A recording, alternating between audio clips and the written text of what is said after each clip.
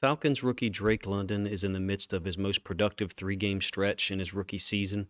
He's totaled 20 catches for 261 yards in his last three games, including 7 catches for almost 100 yards against Marlon Humphrey and the Ravens in Week 16. He showed a lot of toughness, ability to make difficult catches, find open space against man, end zone, won plenty of snaps against Humphrey, but also showed versatility in going against fellow rookies Kyle Hamilton and Pepe Williams. Look, in the pre-draft process, there were a lot of people talking out there about Drake London's inability to gain separation, and I just did not see those as issues, to be honest with you. In fact, I felt like the majority of the time when he was making contested catches, it was generally when he was already open and his quarterback at USC was unable to get him the football in a manner that took advantage of that space. Now, the first two plays that you're going to see here is a cover two to the side where Drake London's lining up, and he is not open against zone here. Desmond Ridder eventually tries to scramble out to the right-hand side of the field away from the read.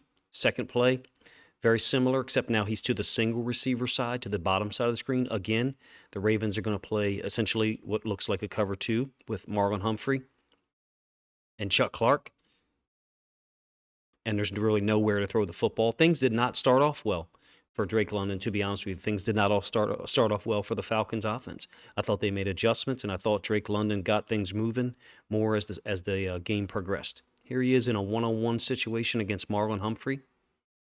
Kyle Hamilton and Chuck Clark are going to banjo read the other slot receiver. Hamilton's supposed to help out underneath of this in-breaking route by Drake London. And you can see that he beats Marlon Humphrey pretty clean here. Now, this brings up one of the few weaknesses that I would like to point out in terms of Drake London's game this year is ball security. He does have 3 fumbles lost this year. I think there's a fourth one from earlier on in the year. Maybe it was against the Rams, where there very easily could have been a play that was recorded as a fumble, but went down as an incomplete pass. All right, another way that the Falcons were able to try to get him open and get him the football was on play action, just running a little drag. Certainly, if you were one of those people who is negative about Drake London, to this point in the game, you would say, well, he's having trouble getting open, and they're having to do things to find ways to get him the football. You'll see 2 amazing catches this game, I think, that really go against that narrative. Again, one-on-one against Marlon Humphrey at the bottom side of the screen. It's man free. And Marlon Humphrey has had a great year for the Ravens. Not a good year, a great year. But if you ask me, in the last 3 or 4 weeks, he has had some trouble against taller, younger, athletic receivers like George Pickens, like Drake London. Guys who can go up and get the football at the catch point that Marlon Humphrey is just not tall enough, just not big enough and physical enough to challenge. Now, that was originally ruled an incomplete pass. Here's the end zone angle. You'll see this was reviewed and determined to be a catch. And it's a spectacular catch. This is exactly the type of catch that Drake London made last year in college in certain situations and was looked at as a limiting factor and that he couldn't get separation. Well, here is an example of him doing so in the NFL. I will also remind you that George Pickens for the Steelers has received a lot of credit and a lot of praise for the ability to go up and make catches like that one. It is an asset to have a big receiver who can do this. It's not something they can do every time, as witnessed by the last play that I showed you, which this is the all-22 angle for. Sometimes the ball just has to be thrown, so perfectly, depending on the coverage, that the receiver's unable to come down with what should be looked at as a 30-70 ball, not a 50-50 ball. All right, one-on-one versus Kyle Hamilton. As the game progressed, Drake London and Desmond Ridder, I thought, started to find some open seams. And his ability to change direction is better than people give him credit for. Yes, he only has 61 catches on about 100 targets, but there's a lot of rookie receivers who go through seasons like that, or in some cases even 2 seasons. Here's a one-on-one against Pepe Williams that I think is incorrectly ruled a defensive pass interference. I think Pepe Williams and him are just making contact, and Pepe Williams is able to undercut it. But in any case, they did call it a defensive pass interference on a 3rd down, giving the Falcons another new set of downs. Like I said, he's in the most productive stretch of the season for him. 20 catches for 261 yards in the last 3 weeks. The Ravens tried multiple guys on him, like I explained earlier. Another one against Kyle Hamilton, in breaking route over the middle. The ball was thrown behind him, and Drake London's still able to come up with it. You can see that he's got Hamilton beat to this side, but there is another defender, which in this case is Patrick Queen. So that's why the quarterback is throwing the ball kind of on his back hip. He can't necessarily throw it, through Patrick Queen. There is a window there that he's got to fit it into. I still think that ball's thrown a little bit behind, but it's a great catch by Drake London. He had dozens of catches like this last year at USC, and for whatever reason, a lot of people looked at that as a negative. I don't see it as a negative.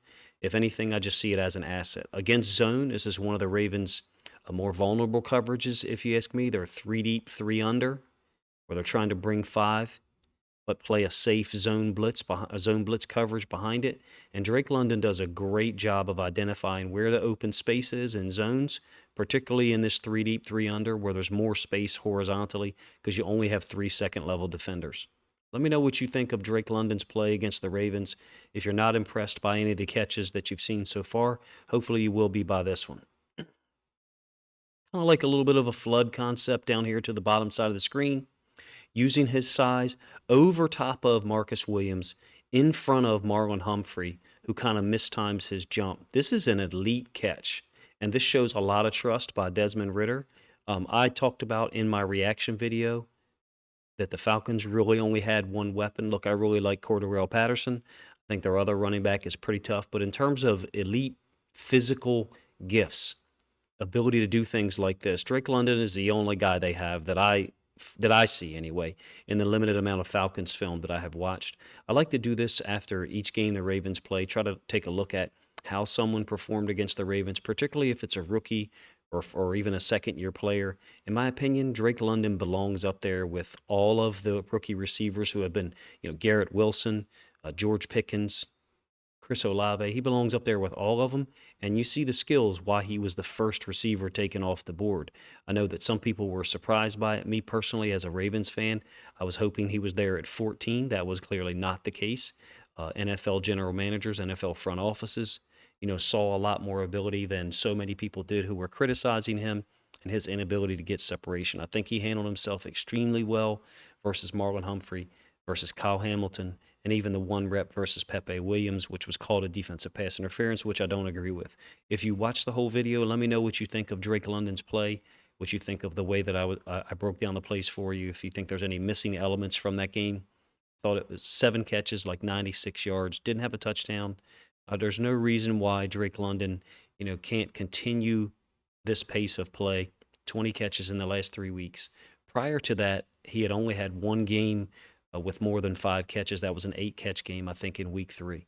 In my opinion, he's much more talented, much more capable of getting consistent separation than a lot of people have given him credit for, and I think his play against the Ravens in week 16 shows that. Let me know what you think of the video in the comments section.